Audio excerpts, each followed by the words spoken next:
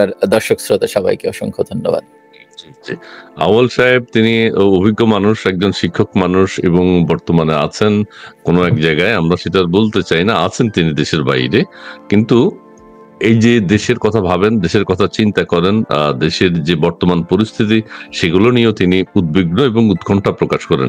আমাদের আজকের বিষয় হচ্ছে রাজপথ উত্তপ্ত, আওয়ামী লীগের সাথে জনতা আর ইউনূসের সাথে জামাত এনসিপি জোট। আপনারা জানেন যে কিছুদিন আগে একটা লকডাউন পালন হয়েছে, কিছুদিন আগে না, গত 13 তারিখে লকডাউন হয়েছে এবং সারা দেশের মানুষ কেউ কেউ বলছেন যে এটা স্বতঃস্ফূর্ত লকডাউন হয়েছে এবং দেশের মানুষ একত্রিত হতে যাচ্ছে, দেশের সাধারণ জনগণ একত্রিত হয়েছে এবং বর্তমান সরকারের বিরুদ্ধে দাঁড়িয়েছে এবং তাদের মতামত, তারা লকডাউনে অংশগ্রহণ করে তাদের প্রতিবাদ জানিয়েছে আওয়ামী লীগের নেতৃত্বে।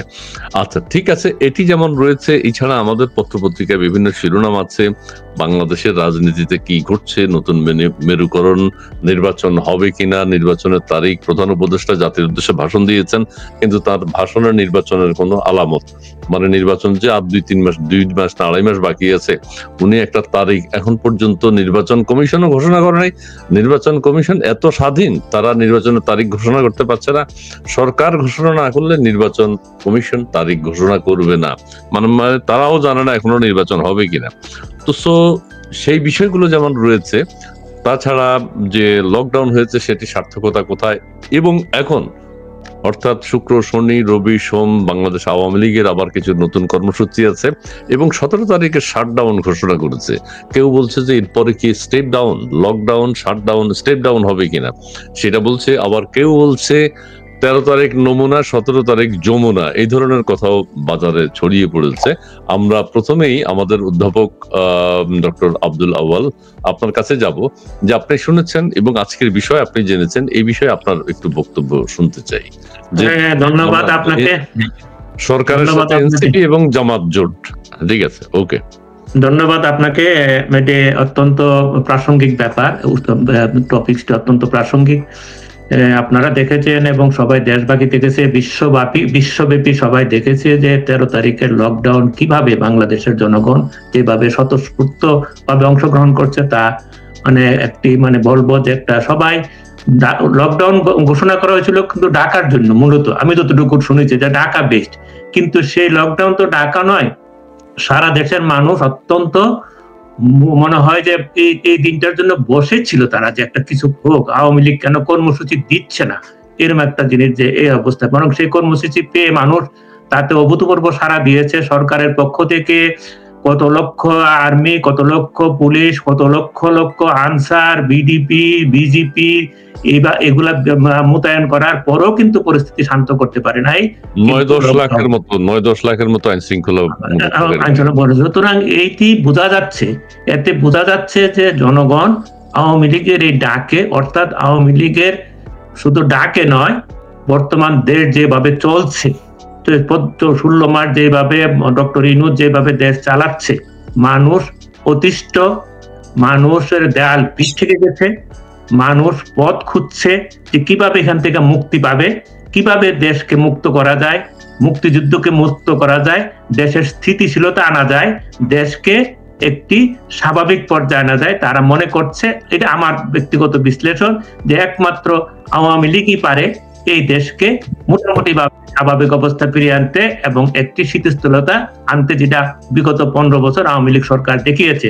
যদিও অনেকে বলেন যে আওয়ামী লীগের সময় নির্বাচন ঠিকভাবে হয় নাই, আওয়ামী লীগ কিছু কিছু ক্ষেত্রে স্বৈরাচারী আচরণ করেছে, কিছু ক্ষেত্রে দুর্নীতি করেছে, এগুলাকে যদি আমরা অনেকটা সত্য ধরে নিলেও কিন্তু এইটি জনগণ দেখেছে যে গত 16 মাসে এর চেয়ে অনেক অনেক বেশি স্বৈরাচারী আচরণ হচ্ছে, 100 গুণ বেশি দুর্নীতি হচ্ছে, 100 গুণ বেশি আইন শৃঙ্খলা পরিস্থিতি খারাপ হচ্ছে, মানুষের জানমালের নিরাপত্তা বিঘ্নিত হচ্ছে, ব্যবসা বাণিজ্য একেবারেই দেওয়ালে পিছিয়ে গেছে, তারা ছোট ছোট ব্যবসায়ীরা তো একেবারেই পথে পড়েছে, বড় বড় ব্যবসায়ীরাও চাঁদার অতিষ্ঠ হয়ে, আগে চাঁদা দিত 10,000, এখন দিচ্ছে 1 লাখ।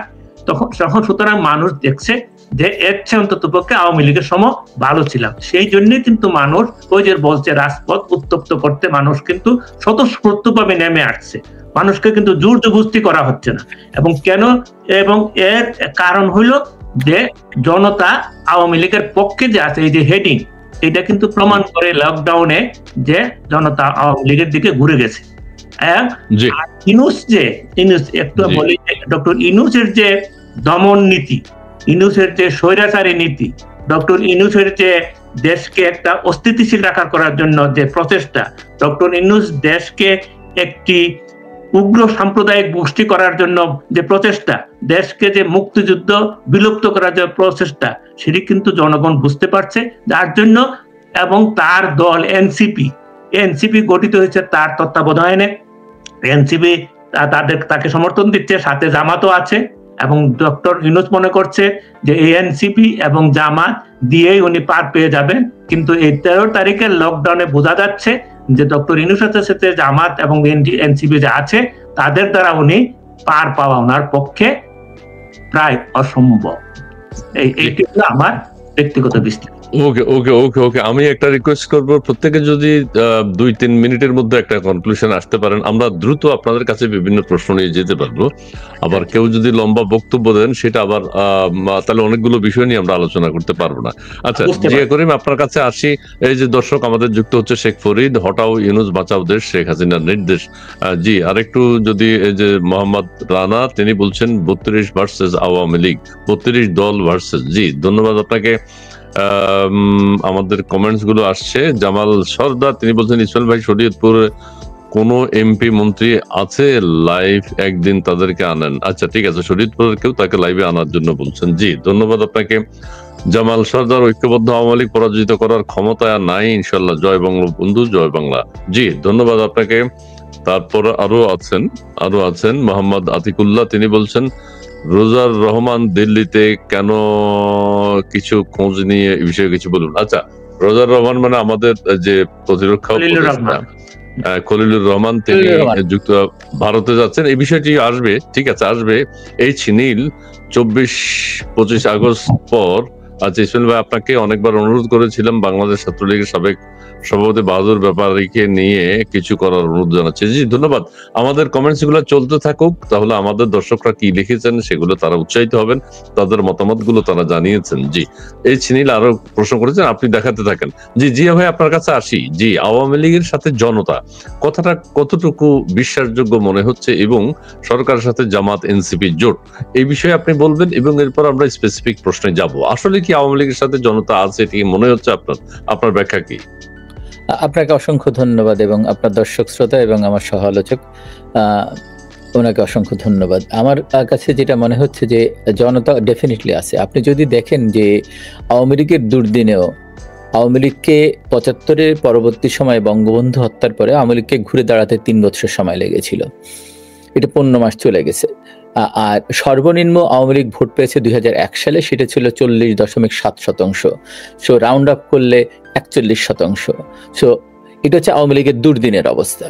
তাহলে আপনি যদি 41%, তারপরে 14 দল মহাজোট, যেটা যারা মুক্তিযুদ্ধের পক্ষের কথা বলে, তাদের সংখ্যা করলে দেখা যায় যে 60% মানুষ আওয়ামী লীগ বা মুক্তিযুদ্ধকে সমর্থন করে, একেবারে নির্ধারিত। এর ভিতরে আবার বিএনপিকে আমি বাদ রেখে বলছি, ভিতরেও একটা মুক্তিযোদ্ধা পন্থী আছেন, যারা দেখছেন যে মুক্তিযুদ্ধের পদদলিত করা হচ্ছে, যারা বারবার ফ্লিপ ফ্লপ করছেন, যেমন মির্জা ফখরুল ফ্লিপ ফ্লপ হচ্ছেন। একদিক থেকে একবার বলছেন যে যুদ্ধ অপরাধীদের কথা বলছেন, আবার বলছেন যে অন্যায়ভাবে ছকা চৌধুরী, মীর কাশেম আলী, তারপরে ওদেরকে ফাঁসি দেওয়া, এগুলি বলছেন।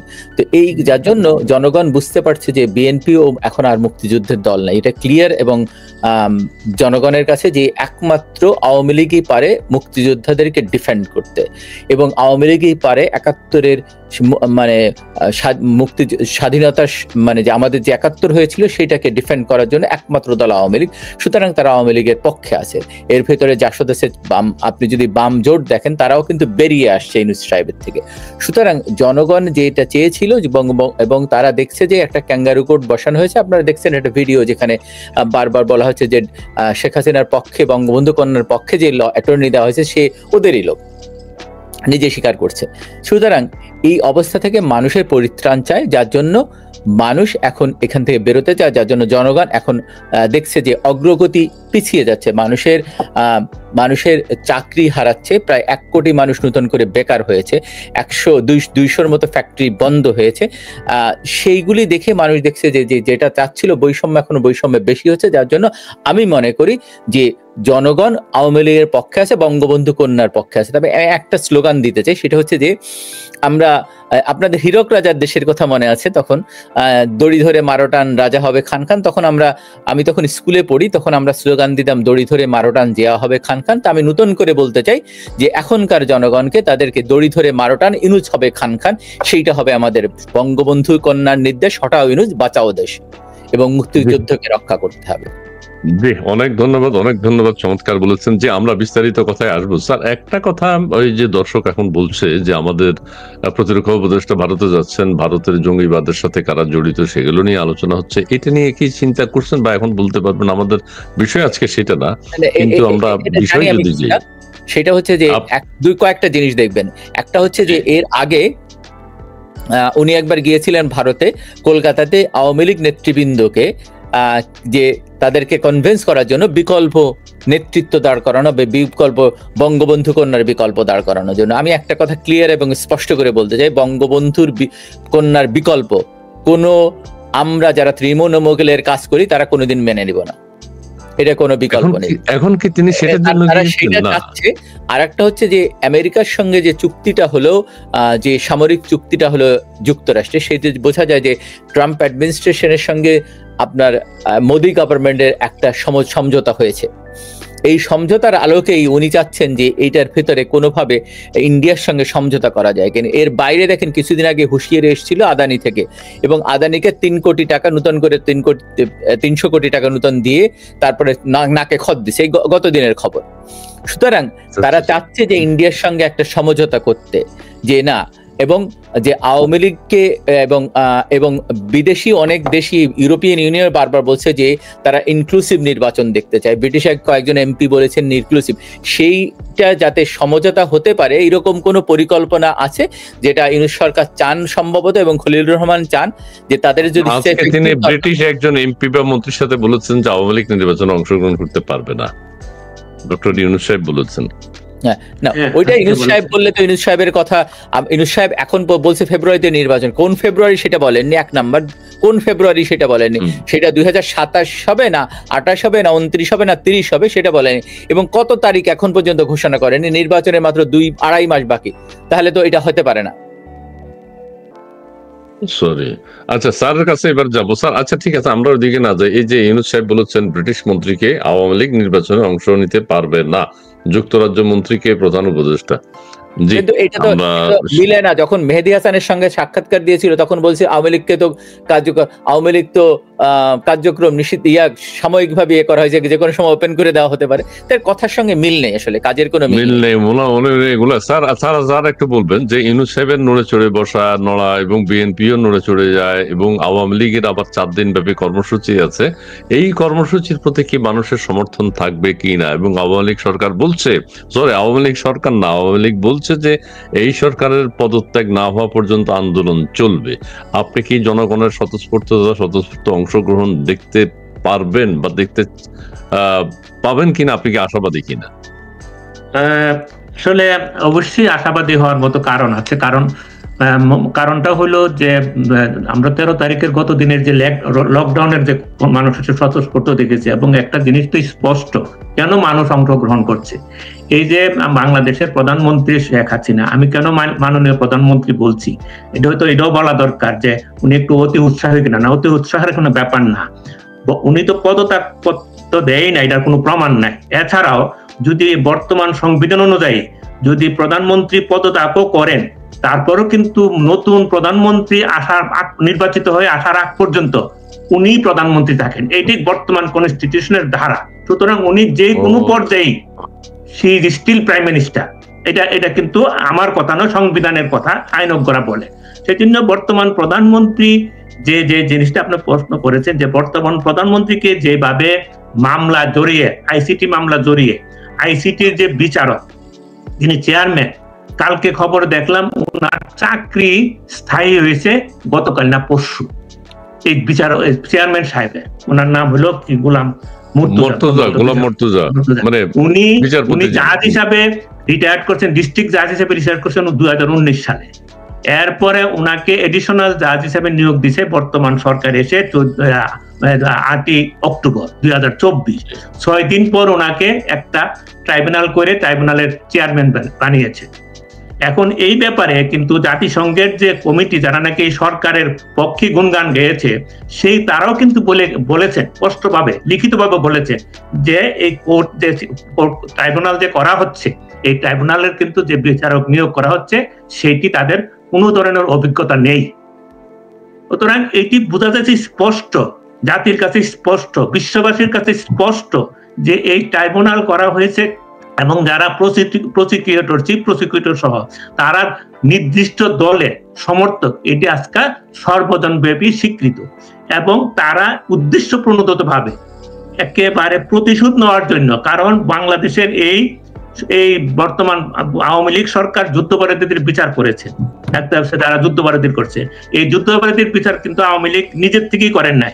2008 সালে আওয়ামী লীগকে যুদ্ধাপরাধীর বিচার করার জন্য জনগণ ম্যান্ডেট দিয়েছে, অত্যন্ত বিপুল সংখ্যক জনগণ ম্যান্ডেট দেওয়ার পরে কিন্তু তারা বিচারে হাত দিয়েছে। তাদের নিজস্ব দলীয় চিন্তাধারা থেকে নাকি একটা ম্যান্ডেট নিয়ে তারা এই বিচার করেছে। সেই বিচারের প্রতিশোধ নেওয়ার জন্য আজকে ক্যাঙ্গারু কোর্ট করেছেন, অনভিজ্ঞ বিচারপতিদের দিয়া, বিভিন্ন দলের দলীয় যারা সংশ্লিষ্ট তাদেরকে দিয়ে বিচার কোর্ট করেছেন, প্রসিকিউশন করেছেন, তাদের দিয়ে মাননীয় প্রধানমন্ত্রী সহ বিশিষ্টজনদেরকে হত্যা করার জন্য। হত্যা আমি তো বলবো হত্যায়, কারণ এই রায় নির্ধারিত।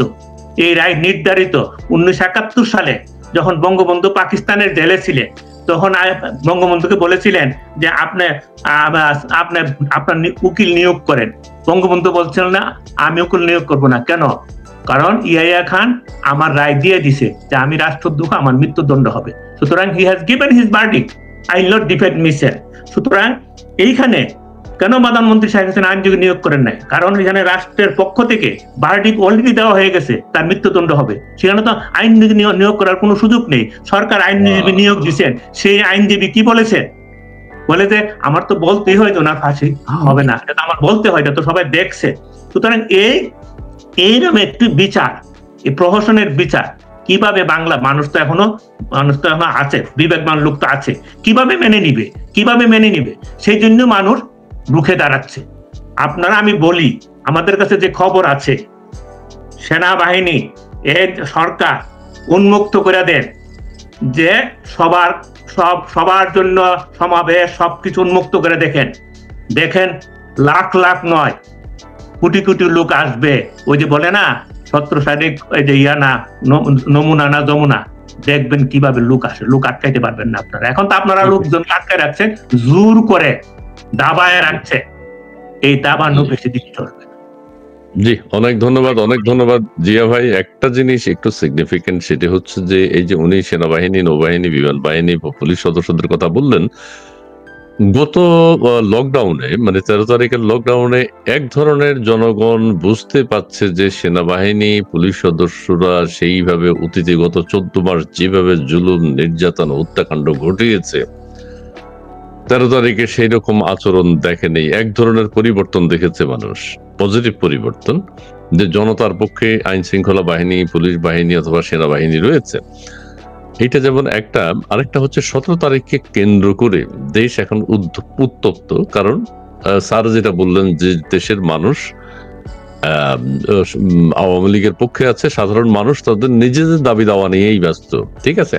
আর আওয়ামী লীগের এবার যে দাবিগুলো আমরা দেখতে পাচ্ছি, সেখানে সেনাবাহিনীর যে তাদের উপর যে ন্যাক্কারজনক কতজনকে 25 জন 26 জনকে গ্রেপ্তারের পরোয়ানা আছে সেটা রয়েছে, হ্যাঁ সেটা রয়েছে, প্লাস পুলিশ বাহিনী এত পুলিশ হত্যাকাণ্ড, শিক্ষকদের উপর নির্যাতন, অর্থাৎ সকল শ্রেণী পেশার মানুষের উপর নির্যাতনের প্রতিবাদেই কিন্তু 17 তারিখ শাটডাউন ডেকেছে।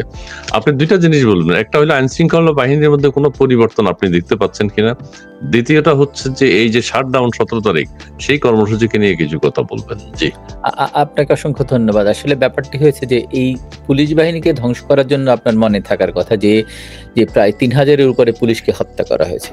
তা আপনার নর্মালি ইউনিয়ন যারা করে, ইউনিয়ন ট্রেড ইউনিয়ন যেখানে আছে বা আর্মি বলেন যে কোনো জায়গায়, তারা they want to protect their brothers, that's the rules of the যে আপনি যদি আপনার ভাইকে রক্ষা না করতে পারেন।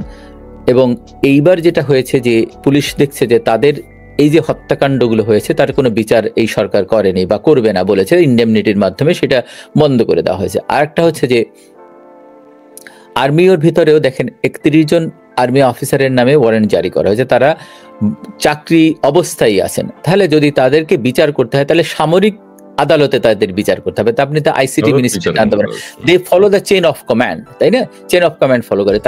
তার মানে তার যে উপরে অফিসার ছিল সেখানে কোনো জেনারেল ইদার ওয়াকারুজ্জামান অর্ডার দিয়েছে, অথবা তার কোনো ডেপুটি যারা আছেন লেফটেন্যান্ট জেনারেল তাদের অর্ডারে তারা কাজগুলো করছে। তাহলে করতে গেলে তো তাদেরকে আনতে হবে। তাহলে আপনি তাদেরকে বিচার কিভাবে করবেন? এবং শুধু সেইটা না, এরা একদিকে রাজবন্দী এবং এই আর্মি অফিসার যারা আছে এদেরকে সিম্পল সিপাহীদের দিয়ে তাদেরকে হেনস্থ করা হয়েছে, তাদেরকে টর্চার করা হয়েছে। সেটাও আমার কাছে তথ্য আছে। আমার আর্মির ভিতরে আমার কিছু বন্ধু আছে ওয়াকারুজ্জামান ছাড়াও, তারা আমাকে এই তথ্যগুলো দিয়েছে তাদেরকে, যার জন্য সেনাবাহিনীর ভিতরে একটা থমথমে অবস্থা বিরাজ করছে যে কেন এইগুলি করা হবে। সেনাবাহিনী যদি কোনো নিয়ম ভঙ্গ করে থাকে তাদের সেনা আইন অনুযায়ী বিচার হতে পারে, কিন্তু তাদেরকে নিয়ে টর্চার করা এটা সেনাবাহিনীর সাধারণ সোলজার থেকে শুরু করে কেউই মেনে নেবে না, যার জন্য এই পরিবর্তনটা দেখেছেন। আর একটা হচ্ছে যে আওয়ামী লীগ বারবারই বলেছে এবং বঙ্গবন্ধু কন্যা বারবারই বলেছে এই যত হত্যাকাণ্ড হয়েছে আবু সাইদ থেকে শুরু করে প্রতিটা হত্যাকাণ্ডের বিচার হবে। এবং আবু সাইদ হত্যাকাণ্ডের পরে বঙ্গবন্ধু কন্যা একটা তদন্ত কমিটি ঘোষণা করেছিলেন, সেই তদন্ত কমিটি কিন্তু বিলুপ্ত ঘোষণা করা হলো। তার মানে জনগণ আওয়ামী লীগের পক্ষে যাচ্ছে, এইটা একটা পরিবর্তন দেখা যাচ্ছে এবং সেনাবাহিনীও বুঝতে পারছে। এবং আপনি যদি দেখেন সেনাবাহিনী কি দিয়েছে, কেন করবে না তারা? আপনার একবেলা ভাত পেত, তারা 2 বেলা ভাত খায় এখন। একবেলা আমিষ পেত, 2 বেলা আমিষ পায়। উমেন্স এম্পাওয়ারমেন্টের জন্য মহিলা পাইলট থেকে শুরু করে এখন মেজর জেনারেল আছে। কুর্মিটোলায় 500 শয্যা বিশিষ্ট হসপিটাল করে দিচ্ছে। 40টা দেশের সেনাবাহিনী কাজ করে, যেখানে সেনাবাহিনী, নৌবাহিনী, বিমান বাহিনী এবং পুলিশ আপনার পিস কিপিং মিশনে। ন্যাশনাল ডিফেন্স কলেজ খুলে দিয়েছে, মিলিটারি ইনস্টিটিউট অফ সায়েন্স করে দিয়েছে, Bangladesh institute of research peace and support operation করে দিয়েছে, আর্মি মেডিকেল কলেজ করে দিয়েছে, রামুতে 10 ডিভিশনের জন্য একটা ক্যান্টনমেন্ট করে দিয়েছে, সিলেটে 17 ডিভিশনের জন্য একটি ক্যান্টনমেন্ট করে দিয়েছে, লেবুখালীতে 7ম ডিভিশনের জন্য একটি ক্যান্টনমেন্ট করে দিয়েছে, যমুনা নদীর পারে কমপ্লিট ব্রিগেড একটা করে দিয়েছে, পদ্মা নদীর পারে কমপ্লিট ব্রিগেড করে দিয়েছে, সিএমএইচে বোন ম্যারো থেকে শুরু করে, ফার্টিলিটি থেকে শুরু করে, এমন ক্যান্সার থেকে শুরু করে এমন কোনো ট্রিটমেন্ট হয় না যেটা নেই, যেটা হয় না। তাদের কাছে 4th জেনারেশন ট্যাঙ্ক আছে। বলতে গেলে আমার দম ফুরায় যাবে। এগুলা করেছে, কিন্তু এগুলা করা মানে যে কারণ তাদের পক্ষে থাকতে হবে, আওয়ামী লীগের পক্ষে থাকতে হবে, তাদের জন্য অন্য সরকার দেশের জন্য এটা দেশের জন্য কতটুকু করেছে যে সেনাবাহিনীকে স্বয়ংসম্পূর্ণ করা এবং তাদেরকে দেশ রক্ষা করার জন্য যা যা করা দরকার সবকিছু করে দিয়েছে। কিন্তু আপনার এর আগেও তো সরকার ছিল, 8-এর আগে তো সরকার ছিল, বিএনপি ছিল, এরশাদ সাহেব ছিল, জাতীয় পার্টি ছিল, তাদের দ্বারা জিয়াউর রহমান ছিলেন, এইরকম কোনো যুগান্তকারী পদক্ষেপ কেউই নেয়নি। সুতরাং আমি বলবো বঙ্গবন্ধু কন্যার যে অবদান আছে সেটাকে স্বীকার করে বাংলাদেশের মানুষের এখন বুঝতে পারছে যে ঢাকা শহরে চিন্তা করেন, ঢাকা শহরে যে যোগাযোগ ব্যবস্থা, যে আপনি যদি এখন মেট্রো রেলটা বন্ধ করে দেন তাহলে কি হবে? হ্যাঁ, আপনার ঢাকা শহরের ট্রাফিক সংখ্যা 3-4 গুণ বেড়ে যাবে। আপনি যদি ফ্লাইওভার গুলো বন্ধ করে দেন তাহলে বাংলাদেশের উন্নয়ন হয়েছে 480% সম্ভবত। তাহলে এই উন্নয়ন যদি কিভাবে হলো? আমার মনে হয় যে বাংলাদেশের জনগণ এইটার পক্ষে আছে এবং বঙ্গবন্ধু কন্যার পক্ষে আছে, মুক্তিযুদ্ধের পক্ষে আছে। সুতরাং যার জন্য পুলিশের আচরণ ঠিক ছিল। এবং পুলিশ আর একটা জিনিস তারা ভয় পাচ্ছিল যে পুলিশ যখন আপনি মেট্রো রেলে আগুন দিতে যাবেন, অন্যান্য স্থাপনায় আগুন দিতে যাবে, এবং এনসিপির কার্যালয়ের সামনে যে সেটাতে ধরা পড়ছে শিবিরের এক কর্মী, তাই না? তাহলে দেখতেছে যে এই অঘটন যাতে, এবং পুলিশ তখন বাধা দিতে চেষ্টা করবে যে কোথাও আগুন যাতে না লাগে, এবং তাদেরকে হয়তো মারতে পারে, যার জন্য পুলিশের হাতে অস্ত্র দেওয়া নেই, পুলিশের হাতে সিম্পল লাঠি ছিল। সেটাও সত্যি কথা। জি জি, অনেক ধন্যবাদ, অনেক ধন্যবাদ জিয়া ভাই। স্যার আপনার কাছে এবার আসি, আব্দুল আউয়াল, অধ্যাপক ডক্টর আব্দুল আউয়াল, আপনি এখন বলবেন যে হ্যাঁ, সেনাবাহিনী এবং পুলিশ বাহিনীর ভাইদেরকে হত্যা করা হয়েছে, তাদের উপর নির্যাতন করা হয়েছে জুলাই আগস্টে, সেইটা একটা দুঃখবোধ তাদের মধ্যে আছে, ক্ষোভ আছে। তারা কি এটা রিয়েলাইজ করছে কিনা বা করা উচিত কিনা? সেনাবাহিনীর উপরে যে অমর্যাদা করা হয়েছে, সেই ক্ষেত্রে সেনাবাহিনী, পুলিশ বাহিনী জনতার পক্ষে, নট আওয়ামী লীগের কর্মসূচির পক্ষে, তাদেরও তো দাবি দেওয়া আছে, তারাও তো নির্যাতিত। সেই ক্ষেত্রে সেনাবাহিনী এবং পুলিশ বাহিনীর ভূমিকা কি হওয়া উচিত বলে আপনি মনে করেন? হ্যাঁ, ধন্যবাদ। এটা একটা অত্যন্ত সুন্দর প্রশ্ন। আমাদের এই সরকার, তথাকথিত মানে ইন্টারিম সরকার আসার পর থেকে এই দেশের প্রতিটা সেক্টর, শিক্ষক থেকে আরম্ভ করে ব্যবসায়ী, সবাই কিন্তু রাজপথে। কারণ রাজপথে যাওয়ার কারণ হলো যে বৈষম্য নিয়ে এই সরকার আসছিলেন, কথা দিয়েছিলেন, এই বৈষম্যগুলো দিন দিন বেড়ে যাচ্ছিল। বেড়ে যাওয়ার পরিপ্রেক্ষিতে কিন্তু সবাই রাজপথে নামছে। কিন্তু যেহেতু সেনাবাহিনী এবং পুলিশ তারা একটা নির্ধারিত ফর্মে চলে, তাদের পক্ষে তো সেইভাবে রাজপথে নামা সম্ভব নয়। তাদেরকে একটা রঙিন স্বপ্ন দেখানো হয়েছিল, যে তাদেরকে রঙিন স্বপ্ন দেখানো হয়েছিল 5ই আগস্টের আগে, যে সবকিছু একবারে যেমন পানির মতন সবকিছু চলবে। কিন্তু দিন দিন তো সবকিছু উল্টা পথে যাচ্ছে। সবারই সুযোগ সুবিধাগুলা, মানুষের এই মহিলাদের ভাতার থেকে আরম্ভ করে যে 28-29টি কমিউনিটি সার্ভিস, হেলথ সেন্টার, সবই তো পিছনের দিকে যাচ্ছে, সবই তো বন্ধ হয়ে যাচ্ছে। আর্মির সুযোগ সুবিধা কি এই 15 মাসে একটা বাড়ছে?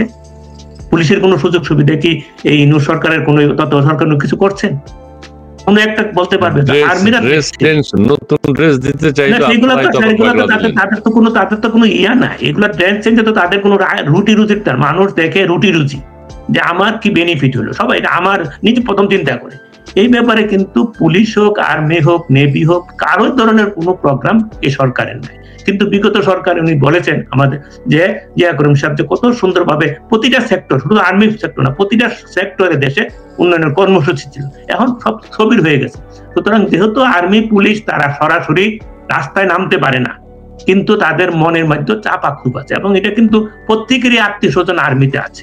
আমরা খবর পাই তারা হয়তো আগে একটা স্বপ্নে ছিল, এটা সত্য, এই দেশের মানুষকে রাস্তা নামাইছিল, এটা অস্বীকার করার উপায় নেই। 5 তারিখের আর লোকজন রাস্তা নামছে, একটা ভুল চক্রান্ত স্বপ্ন বিভিন্ন ফাঁদে ফেলে, কি বঙ্গবন্ধুর বাংলায় বৈষম্যের স্থান নাই, এভাবে মুক্তিযুদ্ধের পক্ষের লোকদেরকে ফাঁদে ফেলাইছে, সবাইকে ফাঁদে ফেলে একটা রাস্তায় নামাইছে। এখন দেখতে সব একেবারে মরিচিকার শেষ নাই। সেই মরিচিকার মধ্যে কিন্তু সবাই আছে, সব সেক্টরেই অসন্তোষ আছে, আর আর্মিটা প্রকাশ পায় না, কিন্তু অসন্তোষ আছে। সুতরাং এখান থেকে এখন জনগণের যেমন সারা, জনগণের মধ্যে পরিবর্তন আসছে। পুলিশ এবং আর্মি তারাও তো জনগণেরই অংশ, তাদের পরিবর্তনটা তারা প্রকাশ করতে পারে না, তাদের মধ্যে কিন্তু খুব আছে। সুতরাং এর জন্যই এখন একটা এখানে রাষ্ট্রনৈতিক কি একটা দমন নিপীড়ন চলছে প্রতি ক্ষেত্রে। এনসিপি সরকারের বাহিনী, মব বাহিনী, একটা দমন নিপীড়ন, সবাই তো ভয় করে, চাকরির ভয় করে, মানে জানমালের ভয় করে, মানুষ রাস্তায় বের হচ্ছে না, যে মব সন্ত্রাস হবে, কে কখন কিভাবে কারি করে, আইন শৃঙ্খলা তো কোনো নিয়ন্ত্রণ নাই, কে কাকে মারবে, আর রাস্তায় হচ্ছে না। সেই জন্য কিন্তু মানুষ একটা ভয়ের সংস্কৃতির দিকে আছে, এবং সেখান থেকে বের হওয়ার জন্য একমাত্র পথ হলো একটি সুন্দর নির্বাচন হওয়া, বারবার যেটা বলতেছে, একটা অন্তর্ভুক্ত নির্বাচন হওয়া। সেই নির্বাচনের মাধ্যমে জনগণ যাকে ভোট দিবে সেখানে তারাই যাবে। সুতরাং আর্মি পুলিশের মধ্যে যে ক্ষোভটা আছে, সেই ক্ষোভটা তারা প্রকাশ করতে পারছে না, কিন্তু যে কোনো সময় কিন্তু অঘটন যে ঘটবে না তার কিন্তু নিশ্চয়তা নেই। সুতরাং এটাও কিন্তু খেয়াল রাখতে হবে। জি জি, অনেক ধন্যবাদ জিয়া ভাই।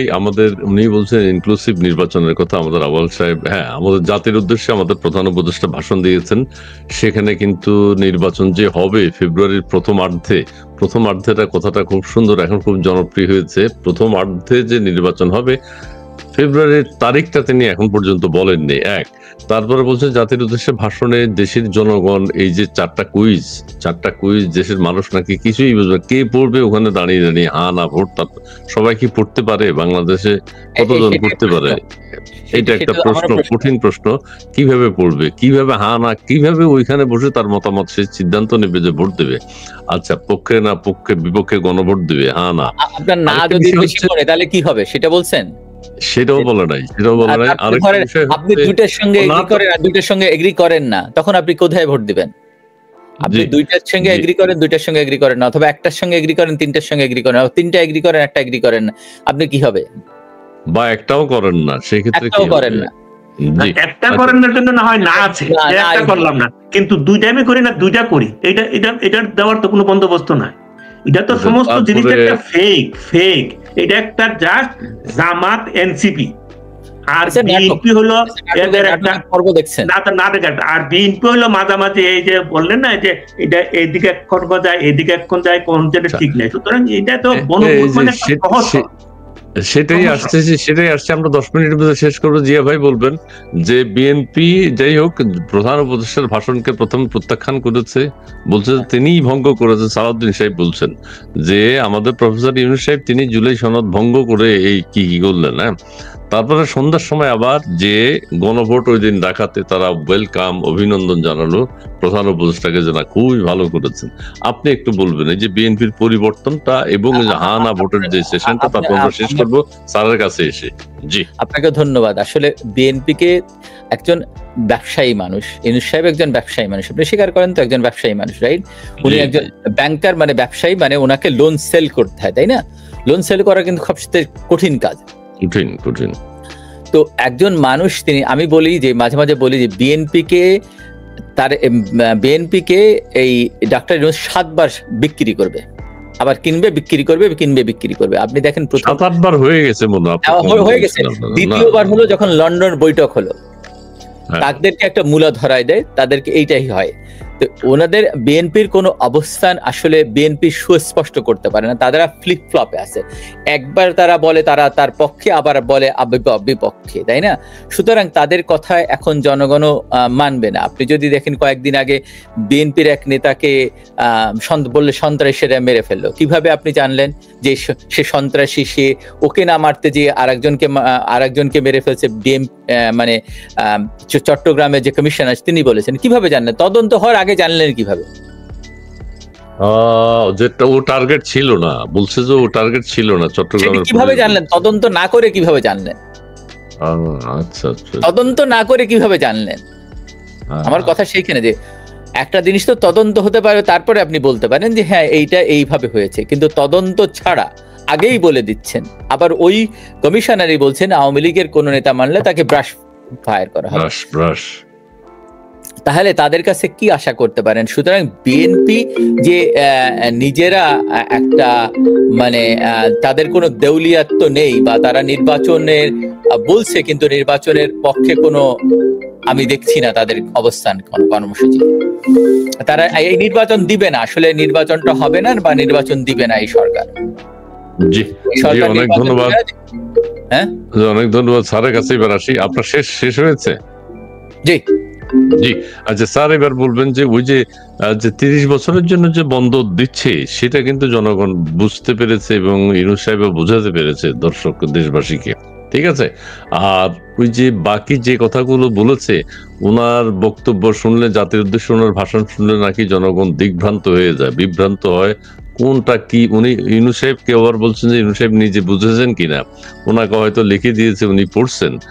তো সেই ক্ষেত্রে এই যে বুঝা না বোঝার ব্যাপারটা, এখানে দেশের বাংলাদেশে এত সাধারণ মানুষ আছে, তারা কি এই যে উচ্চকক্ষ নিম্নকক্ষ হা না এগুলোর প্রতি মানুষের আগ্রহ কেমন আছে আপনি মনে করেন? একটা সিট মারতে আমাদের সমস্যা হয়, কোনটা মার্কা চেনে নাও নাকি, মার্কা কোনটা বলে দিতে, আপনি কোন মার্কায় ভোট দেবেন, এখানে আছে নৌকা, এখানে আছে ধানের শীষ, এখানে আছে ওইটা, এগুলো বলে দিতে হয়। সেই ক্ষেত্রে পড়ে শুনে কিভাবে, আপনার বক্তব্য কি? একটু বক্তব্য হলো যে আমাদের দেশের এই যে রাজনৈতিক দল যারা আছে, বিএনপি, জামাত, এনসিপি, তাদের কথা বলি। যখন বিগত আওয়ামী লীগ সরকার তখন ওই যে ইয়াতে ভোটের সিস্টেম করছিল না, যে ইয়াতে কি এটা কি সিস্টেম যে বলে বুঝা যাচ্ছে যে এটাকে ওই ভোট মানে হ্যাঁ সিলেক্ট করা কি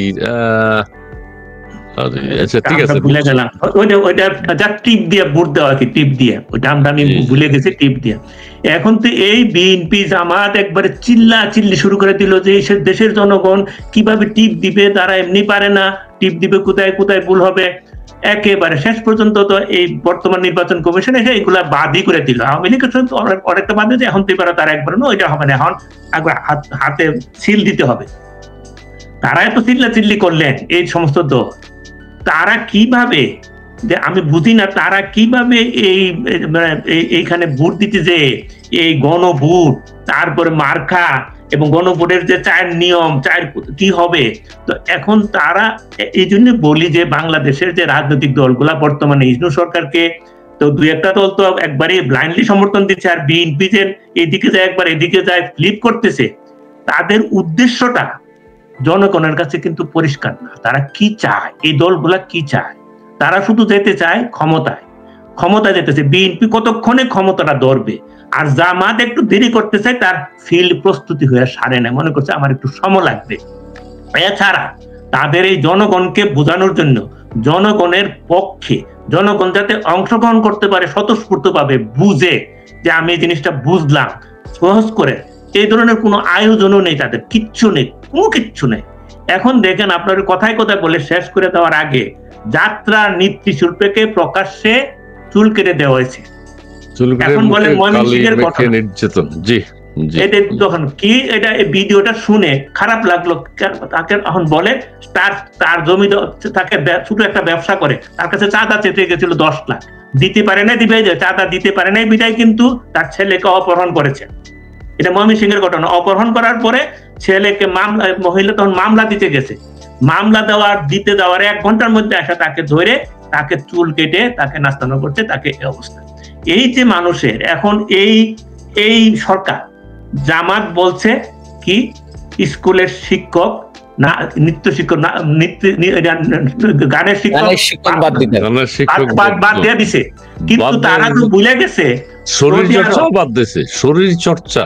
শরীর চর্চা এবং গানের শিক্ষক দুইটা বাদ দিয়েছে। এখন তারা ভুলে গেছে তাদের উস্তাদের কথা ভুলে গেছে, কারণ সৌদি আরব 2022 সালে একটা প্রকল্প নিয়েছে যে ওই দেশে যারা এখন যাতে নাচের গানে ওখানে চর্চা করা যায়, তারা দেখছে যে সুরের চর্চা করলে মানুষের মধ্যে একটু আনন্দ থাকে। সৌদি আরব যাদেরকে আমরা আমাদের ইসলামের একজন আমরা সবসময় মনে করি যে একটা আমার পথ প্রদর্শক, সেই দেশে তারা 22 সালে প্রজেক্ট নিয়েছে এবং তারা 12,000 নারীকে প্রশিক্ষণ দিচ্ছে গান নৃত্য চর্চা করার জন্য। এবং এই বছর তারা আরো 17,000কে প্রশিক্ষণ দেওয়ার জন্য প্রকল্প নিয়েছে।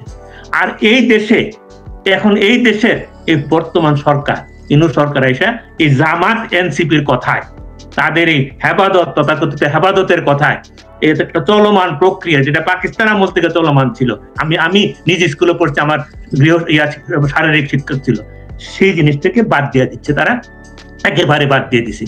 এই যে দেশটাকে একটা পিছনের দিকে নেওয়া, প্রত্যেক জিনিসে মানুষের মনের সাংস্কৃতিক মনে সবকিছুকে, ওই সাহেব বলছে আজকে শাহবাগে মিছিল হয়েছে, মহিলারা মিছিল করছে 8 ঘন্টা না 5 ঘন্টা, আপনি বলার কে? আপনাকে কে অতুরি দিছে? এই যে জামাতের আমিষ বলেছে।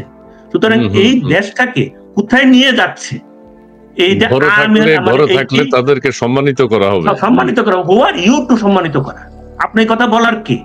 মাননীয়তা সম্মানিত তারা আছে, তাদেরকে অসম্মান করেন না, তাদেরকে আস্তা হেনস্তা করেন না, তাদেরকে পোশাকের জন্য দয়া করে তাদেরকে স্বাধীন থাকতে দিই। আপনাকে এটা নিয়ে ভাবতে হবে না। আমি একটা জিনিস অ্যাড করে দিব আপনার সঙ্গে। সেনাবাহিনীর প্রধান বলছে, আজকে সেনাবাহিনীর প্রধান ওয়াকারুজ্জামান আমার বন্ধু বলছেন দেশের অর্ধেক নারী, তাদের বাদ দিয়ে উন্নয়নের চিন্তা করা ভুল। আচ্ছা, এই যে এই কথাই যেন উনি ঠিক থাকেন। ওয়াকার সাহেব, আপনাকে অনুরোধ করবো, আপনি তো আবার লয়রা না যান বিএনপির মতন, আপনি এটাতে থাকুন। সুতরাং এই জন্য আমি বলি যে দেশের যে অবস্থা, সেখান থেকে উত্তরণের একমাত্র পথ হলো, এখন আবার প্রতিদিনে আমি বলি এটা, একমাত্র পথ হলো একটি অংশগ্রহণমূলক প্রতিনিধিত্বমূলক নির্বাচন। এবং আরেকটা কথা বলি, এই যে 9 এর ছেলেটা 32 নম্বরে। আরে কত এই এক ছেলেটাকে 32 নম্বরের সাথে বঙ্গবন্ধুকে কত ভালোবাসে। তোমরা বঙ্গবন্ধুকে মুছে ফেলতে চাও, কিন্তু 9-এর ছেলে, ক্লাস 9-এ পড়ে, সে নিজে বলেছে, তার সাহসকে আমি প্রশংসা করি। সে গাড়িতে আমাকে যদি বলতো, আমাকে যদি 9-এ যদি আমাকে পুলিশ গ্রেপ্তার করতো, আমি তো শেষ হয়ে যেতাম। সে কিন্তু ওখানে বসে আঙ্গুল দেখাইছে। আমি তাকে সেলুট করি। তার বাবার বক্তব্য শুনলাম, সে খুব ব্রিলিয়েন্ট। সে ওই যে নানান সে তো গবেষণা করে এখনই এই বয়সেই প্রত্নতাত্ত্বিক বিষয় নিয়ে তার চিন্তা ভাবনা, তার ব্যাগে মুক্তিযুদ্ধের বই পেয়েছে, এটা তার অপরাধ হয়ে গেছে। আপনি দেখেন যে মহিলাকে মেরেছিল এনসিপির নেত্রী, তাকে পুলিশ ধরেছে, জেলে দিছে, তাকে জেলে দিছে। যে মহিলাকে 32 নম্বরের সামনে পিটালো এনসিপির নেত্রী সালমা ইসলাম, একজন মহিলাকে লাঠি দিয়ে পিটাচ্ছিল না এনসিপি, তাকে গ্রেফতার করছে। ওই যে পিটিয়েছে তাকে না, যে পিটাচ্ছে যাকে তাকে গ্রেফতার করছে। তারা তো যারা পিঠাচ্ছে তারাই গ্রেফতার করে। এটা তো যারা পিঠায় তাদেরকে তো তারা ফুলের মালা দিত। এটা শুনলো মাসের চর্চা কি, যাকে পিঠাবে তাকে গ্রেফতার করা হবে। সুতরাং দেশ কোথায় গেছে? আমি ওটাই বললাম যে আজকে আমার কথা যে আমরা বলছি, অনেকে বলবেন কেন কথা বলি, কেন আজকে বিদেশে থেকে কিন্তু কথা বলার কোনো ইচ্ছা ছিল না, কিন্তু দেশের যে অবস্থা, সেই অবস্থাতে কথা না বলে পারছি না। সুতরাং জনগণের প্রতি আহ্বান, এই যে নতুন প্রজন্ম 9-এর ছেলেটাকে, তাকে আমি সেলুট দিই। এটা একটা সিম্বল যে স্কুলের ছেলেদের মধ্যে যাদেরকে ভুল পথে এনেছিল 5ই আগস্টে, তাদের মধ্যে নতুন জাগরণের সৃষ্টি হচ্ছে। তারা বুঝতেছে মুক্তিযুদ্ধ কি, বঙ্গবন্ধু কি। এটি চলমান থাকুক, অন্য প্রজন্মরা, ওরা স্কুলের ছেলেরা এটি থেকে শিখবে, তারা ওখান থেকে আগায় আসবে, একটা সুন্দর ইতিহাস শিখবে। এটি আমাদের প্রত্যাশা। সবাইকে ধন্যবাদ। জি ধন্যবাদ। আমরা একটু কমেন্টস গুলো আরেকটু 2-4 জনের একটু কমেন্টস পড়ে দিই আমাদের দর্শক মন্ডলী। তুমি দেখাইতে থাকো, আমি একটু পড়ে দিই, তাহলে না আমাদের দর্শকরাও যারা লেখেন, কষ্ট করে মতামত জানান, এগুলোকে আমরা অনার করতে চাই আর কি। আমরা একটু 2-4টা কমেন্টস আবার দেখতে পারি। আমাদের প্রিয় ভাই কি আছেন প্যানেলে? ভাই আছেন না? আচ্ছা যাক, হ্যাঁ দেখি যে শরীফুল ইসলাম, সকল দলের অংশগ্রহণের মাধ্যমে সুষ্ঠু নির্বাচন দিন, তাহলে জনগণের মতামত এবার জানা যাবে না, এইভাবে জানা যাবে না, একতরফা ভোট জনগণ মানবে না। জি ধন্যবাদ। আরিফুল হক, নির্বাচন হবে না, নির্বাচন হওয়ার মতো কোনো পরিবেশ বাংলাদেশে নাই। ঠিক আছে, ধন্যবাদ আপনাকে। পুরোটা পড়লাম না। আরিফ হক, জাতির উদ্দেশ্যে ভাষণ না, জাতিকে টুপি পরানোর পায়তারা করে কিস্তির মহাজনের থেকে। ঠিক আছে, ধন্যবাদ আপনাকে। এরপরে রয়েছেন শেয়ালি, তিনি বলছেন, ইসমাইল ভাই আমার সাথে বলুন, বাংলার মাটির দুর্জয় ঘাটি, শত্রুরা বুঝেনি এবার। জি ধন্যবাদ আপনাকে। আরো আছে আমরা কিছু। আরিফ হক, বিএনপির কোনো নীতি নাই, শুধু চান্দা আর ধান্দা ছাড়া। জি ধন্যবাদ আপনাকে। এই ছাড়াও রয়েছেন, বিএনপি হচ্ছে বাংলাদেশ ইউরোপ। বিএনপি হচ্ছে যে কোনো ভাবে আওয়ামী লীগ বিহীন নির্বাচন তাড়াতাড়ি যায়, দেরি হলে আওয়ামী লীগ চলে আসবে এই ভয়। জি ধন্যবাদ আপনাকে। বাংলাদেশ ইউরোপ, অক্সিজেন এমন ভাবে করা হয়েছে যে কোনো একটা করলেই হ্যাঁ হবে। ও আচ্ছা, 4টা কুইজ।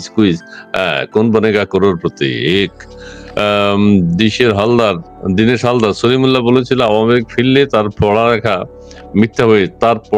মিথ্যা হয়ে যাবে, আমরা সেটাও দেখার অপেক্ষায়। জি সলিমুল্লাহ স্যার মানে একেবারে এত জ্ঞানী মানুষ, উনি অনেক কথা বলতেছে। রেডমিও, তিনি বলছেন, এই দেশে এক রাজার আইন করে মারলে ঠিক আছে, চার্জার ছেলেকে ওই। ঠিক আছে, ধন্যবাদ প্রিয় দর্শক। তবে স্যারের একটা এইচ দিদার, প্রধানমন্ত্রী আসতে পারে অনেক, যেতে পারে অনেক, মনে রেখো তোমাদের মধ্যে যেন পাকিস্তানি চিন্তাধারা না আসে। বঙ্গবন্ধু শেখ মুজিবুর রহমান। বাহ বাহ বাহ। আচ্ছা ঠিক আছে, আমি একটা কথা বলে শেষ করতে চাই। স্যার যে সময় কথাগুলো তুলছেন, খুব সুন্দর প্রশ্ন করেছেন আপনি। নির্বাচনের কোনো তারিখ নেই, মিথ্যা, এটা অবৈধ সরকার। জি স্যার যেটা বলেছেন, দেশের সংস্কৃতি চর্চার উপর যেভাবে আঘাত আসছে, আর জিয়া ভাইয়ের কথাও চমৎকার বলেছেন, এতক্ষণ স্যারও বলেছেন। তবে আমরা যেটা দেখতে পাচ্ছি, এই যে যাত্রা শিল্পীর উপর আঘাত করা হয়েছে, চান্দা ধান্দা অনেক কিছু সেখানে ছিল দেশের। বাংলাদেশ একটা জিনিস অ্যাড করবো একটু। আপনার মনে আছে উনি নারী সংস্কার কমিটি করেছিলেন, যেটার প্রধান ছিলেন জাফরুল্লাহ চৌধুরীর ওয়াইফ। ওনার নাম হচ্ছে শিরিন হক, শিরিন পারভীন হক। উনি যে সংস্কার কমিটির যে প্রতিবেদন জমা দিয়েছে তার একটা কি বাস্তবায়ন হয়েছে? সরি, সিঙ্গেল কোনোটার